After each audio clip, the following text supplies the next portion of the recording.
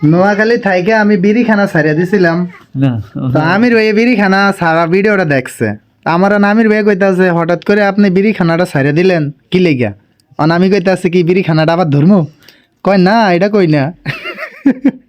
আপনি কি কন? হ্যাঁ ভালো হয়েছে, এটা ভালো। ভালো হয়েছে না? খুশি হয়েছেন না? খুশি তো অবশ্যই হয়েছে। আচ্ছা, আচ্ছা অনেক খুশি খুশি ভাই। এই জেনারেশন আমি চাই আমার মতন ভালো হয়ে যাক, বিড়ি সিগারেট খানা ছাড়িয়ে দিয়ে একদম ভালো হয়ে যাক, ঠিক আছে? ভালো হলে ভালা।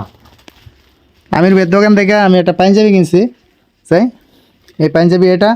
আর আমার গায়ের যে গেঞ্জিটা আছে না, এটা আমির ভাইয়ের দোকানেরই গেঞ্জি। আরেকটা গেঞ্জি কিনছি, ওটা বাড়িতে না, শার্ট না ভাই, একটা শার্ট কিনছি, হ্যাঁ শার্টটা বাড়িতে, গেঞ্জিটা গায়ে।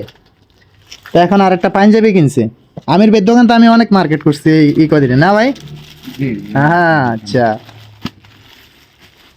আপনারা আইসেন আমির ভাইয়ের দোকানে, আইসেন। অনেক নতুন নতুন কালেকশন আছে, অনেক সুন্দর সুন্দর গেঞ্জি আছে, টি শার্ট আছে, হুটি আছে, এই যে অনেক সুন্দর সুন্দর কালেকশন।